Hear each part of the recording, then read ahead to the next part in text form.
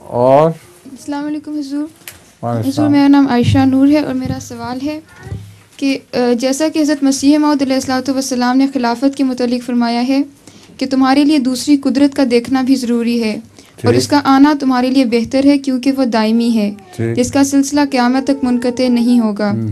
تو حضور کیا ہم اس سے یہ نتیجہ نکال سکتے ہیں کہ حضرت مسیح موعود علیہ الصلوۃ والسلام کے بعد اب کسی اور نبی کے آنے کا امکان نہیں کیونکہ خلافت احمدیہ قیامت تک قائم رہے گی؟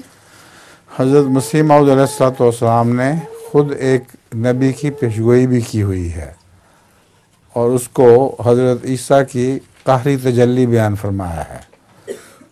یہ آخر پہ قیامت سے پہلے وہ ایک نبی آئے گا، وہ حضرت عیسیٰ کی تشبیہ میں ہوگا اور وہ قہری تجلی ہوگی، وہ حضرت عیسیٰ کی طرح جمالی نبی نہیں ہوگا۔ وہ جب ان کو پیغام دے گا کہ مجھے قبول کر لو ورنہ تم سب لوگ تباہ ہو جاؤ گے، تو وہ سارے انکار کر دیں گے۔